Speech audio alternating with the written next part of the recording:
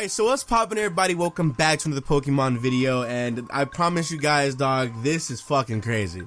This is insane, dog. Nigga, even Cerebi is tweeting about this shit. So peep game, so look, y'all know what the hell's going on, bruh. This is probably about the hypest news in the world, because I think, and this is all speculation obviously because nobody knows if this is real or not, but that's the point, nobody knows. All this shit is crazy as hell because all this stuff literally is starting to happen all full together, whatever. We are here. So peep game, look. So about a week ago, Emily Rogers, if you guys don't know who she is she was a gaming journalist. She's basically like the person that comes out and she spreads rumors and leaks or whatever. She basically came out and she spoke regarding the Pokemon RPG for the Nintendo Switch on her blog, and she also had in detail gave a lot of stuff about the game, and a lot of leaks, quote unquote leaks, have came out along with the logo coming out as well that have basically lined up with what she was saying. And I guess this is one of those things where it's like everybody's excited about it because now this is starting to make sense. So peep game, I'm gonna start off with what she had quoted, and then I'm gonna obviously show you guys the image of the logo, and then I'm gonna go ahead and show you guys the details of said game that is supposed to be coming out later this year, because dog, this is fucking insane. This is crazy. This is fucking crazy. So look, Emily Rogers, she says this. She says, in July 2016, Pokemon Go launched and became a massive phenomenon, having been downloaded more than 500 million times worldwide by the end of that year. Then by 2017, overall download numbers increased to go over 750 million a year. This all leads to a much bigger question: what lessons should Game Freak and Nintendo learn from Pokemon Go's success? How could Switch benefit from Pokemon Go's success? And how could Pokemon Go benefit from Pokemon Switch's success? After all, it was Nintendo who released Pokemon Go Plus, a Bluetooth wearable device developed by Nintendo's platform technology division that allows players to enjoy the game without looking at their smartphone. Would Nintendo ever dare create more Pokemon Go accessories like that? Possibly even for the Switch. So as somebody who is an insider for the actual gaming industry, she's alluding to some shit. She's not saying anything when she's alluding, right? But all this comes back full circle. Let's keep going. Joe Merrick, the creator of Cerebi, once wrote an article on Nintendo Live titled "What Pokemon Go and the Pokemon series can learn from each other." As we wait for an announcement on the upcoming Pokemon title, which will be revealed before the end of this month, think about what Pokemon Go might mean for the future of Pokemon series. I suspect that the naming, branding for this year's Pokemon Switch title, there's two versions, obviously, might raise an eyebrow. And now, it's time for this shit to come full circle, because Rogers knows something. She knows something, obviously, but now it's time for shit to actually start coming out of, more out of here, right? So look, as of today, there has been this weird logo coming on around, and it's basically these Japanese kanjis, and it says "Let's Go." There's two versions. There's the Pikachu version, there's the Eevee versions, right? They all translate to Pokemon Let's Go Pikachu, and then Pokemon Let's Go Eevee. Now these games, or these logos, have basically been coming out of nowhere, left field as hell, along with some details attached to them. And it's kind of weird how everybody's suspecting that there's going to be a reveal or an announcement later this month. So everybody keep on the lookout, because we're still in the middle of the month, actually. The 15th, we're still in the middle of the month. And there are some details with this motherfucker, and this is where shit gets crazy. Because Let's Go Pikachu and Let's Go Eevee, here are the details to these quote-unquote version exclusives or whatever. They're yellow remakes for the Nintendo Switch. There's going to be two versions, Let's Go Pikachu and Let's Go Eevee. Red and blue play a role in the story, obviously. You and your rival are new trainers, so of course we're not going to be red and blue specifically. We're going to, I guess, be like more of a mentor apprenticeship type of relationship, where of course we're gonna go ahead and they're gonna be the guys that we have to like look under or whatever. They're gonna be like our like how Steven was in Oris, like they're gonna be like our overseer of our journey or whatever, and it's gonna play that crazy role. And I'm actually really fucking excited, because I don't know how this is gonna work, but look, dog. So look, following Pokemon Return, I know a lot of people are gonna be spazzing out over that. I know a lot of people want that. A lot of people, I don't know what's the occasion, but people want that shit. Following Pokemon Return, HM's still replaced with the Poke Ride from Alola. That's really good because I'm glad that we don't have to stick with just one move on a Pokemon. I'm really, really excited about that too because, of course, I don't know. I feel like having like Fly, we could just Poke Ride, especially since X and Y and then even Sun and Moon, they made that such an apparent thing where it's like, we don't need HMs no more. We don't need that at all. We can literally just go anywhere we want. So it's like, I'm all for this, honestly. We also get an online hub for players. So anything, I'm guessing, kind of like the Festival Plaza, but hopefully better. Hopefully, because the Festival Plaza was dog shit terrible. That stuff was man. Let's not get into that. It wasn't even like, you couldn't even find people who were on your list. That's how bad it was, actually. We also have Pokemon Go integration, which is one of the things that I was saying was pretty much going full circle with what Emily Rogers was saying. Basically, the whole Pokemon Go integration and how Pokemon Go and the Switch can have some type of like compatibility with each other is going to be crazy. It would be insane to think like, hey, you're probably missing some stuff that you can only get in Pokemon Go. And of course, the people who weren't playing Pokemon Go, me, we'd have to like go and play Pokemon Go to go get some certain stuff on the Switch, and of course vice versa. Certain stuff you would have to play both versions with, and of course some type of integration would be really, really dope to see. Actually, I would love that. Catching Pokemon works like in Go, so obviously a wild encounter goes in, you're walking on a route and a wild encounter happens and you see like the little background, you see instead of your Pokemon is out from your own POV, it would be you.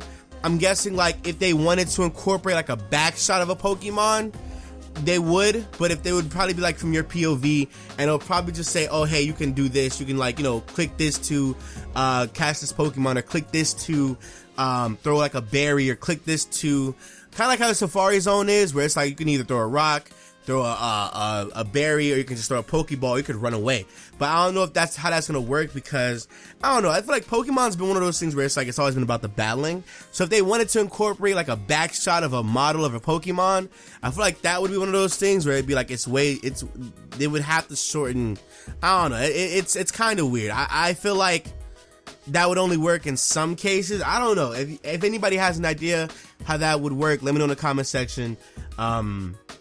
But rewards in game and in Go are linking the two together. For linking the two together, obviously. So like I said, there will be like certain stuff that you are going to be missing out if you don't play Pokemon Go, and if you don't play the Switch version, and you do play either or. Like say if you play the Switch, there's going to be certain items that you may or may not need that you might want to go play Pokemon Go for, and there's going to be ones in Pokemon Go that you may need to play the Switch with, but you already weren't so like gung-ho on the Switch version because it's a Kanto remake. I don't know. Me personally, I'm all for it. I'm all for the Kanto love and prosperity. I'm a Kanto guy, so it is what it is. We get new accessory can be used in both Go and the game, so that's really good. And then announcements soon, releasing this year. So of course, that all stems from May. We have from May 15th till E3 in June. And I'm guessing November is the release, good job, Nick, release date or release window for it. And I don't know. There's a lot I can say about this. I guess I'll just go on my own personal reactions. You guys can let me know what you guys think about it in the comment section below. I think, honestly, I'm all for it. Honestly, I know people are not with the whole going back to Kanto thing. A lot of people want Diamond and Pearl. A lot of people want Gen 8. But this is it. Like, this is what they've been working on the past like 2.5 years now, maybe 1.5, I don't know, but I am excited for it. I'm excited for everything. Of course, us going under the apprenticeship of like Red and Blue, and I also heard there was another rumor going around about like them making a whole new girl, basically replacing Leaf and or Green, whichever one to call her is totally fine. Who's basically like the girl in the Trinity. I'm all for it, honestly. I don't, me, I'm all for it, dog. I think at this point it's one of those things that's like, we're going to be seeing Red and Blue again. They're going to be interacting with us. I don't know. Is Red going to be like a silent protagonist again? Like, hey, like if they're going to play a role in the story, I would assume Red's going to talk. At some point, he's going to talk or break his silence or some shit. And if he doesn't, I mean, that would suck ass. I feel like having Blue speak for him all the time, like how he did in Sun and the Moon, would kind of be trash. I'm not gonna lie to you. Give Red like his own personality, like he has one. Like Red has a personality. For those who don't know, if you read the comics or if you read like anything else, he actually has stuff to say. So it's one of those things where it's like, give him something. And if we're the new trainers, we're the new guys going under this apprenticeship under them, I would love that. I would love to have like I'm choosing Red, dog. I gotta choose Red for the very culture that is. I gotta choose Red, dog. I got to. For me personally, following Pokemon will return. I'm actually really excited about that because I know I had a discussion within the Coop about this a couple of months ago actually. About how like the Cyber Sleuth series did it, where like all these big ass Digimon were following the NPC, and it was like, oh shit, if they can do this on the PS4 and the Switch is this revolutionary ass title, they can definitely compress everything down to where Pokemon of any size and any shape can definitely follow you around on the ground in the overworld. I would love that 100%. It makes sense. It would please all the guys who loved it from Heart Gold and Soul Silver, and it would please a lot of people, even me. I'm not even a fan of that, but it's still something it's still an aesthetic thing that people like enjoy. Obviously, HMs being replaced is something that those are. And come on, dog. Nobody really wants strength to be like their move of choice. They can't delete unless you go like far in the game. Come on, bro. Let's be real, dog. An online hub for players. I want you to know, as long as it's not the Festival Plaza, I am totally fine with this. Because I don't know. I feel like games having like an online hub is pretty much essential at this point. Because like I don't know. I look at games like Fighters, where it's like they have their own like little hub world or whatever that like is for the online, and they have like little like sections or whatever you can go to, and you go to that and you'll like find a way to like how in Sun and Moon, how they had the Festival Plaza and they had like the bottle caps you're supposed to use, and you can do like little like rewards and stuff like that, like that. I would love that. Like, let's keep that going. It adds like a sense of like community to everything, and I kind of like that when it comes to Pokemon, because of course it's Pokemon, we all play together. Pokemon Go integration though, I mean, honestly, I'm gonna have to start playing Pokemon Go now at this point, because I mean, shit, if there's certain items and shit that we're missing, I definitely don't want to miss out. I'm a content creator. I gotta be on that shit. I gotta be on it. I'm all for it, honestly. My only issue with this quote unquote leak is the battles of it, like how catching a Pokemon is going to work. Because hopefully it's not like how Pokemon battling is in Pokemon Go. Hopefully that's not the case at all, because of course I feel like that would be kind of lackluster, honestly, for a Pokemon Switch game. I'm pretty sure nobody would want to like see you just tapping a fucking thing and then all of a sudden it's like one tackle or like one boulder crashing down, use like Rock Slide. Come on, dog. I feel like nobody wants to see that. When it comes to catching a Pokemon, I feel like that would also kind of not work as well.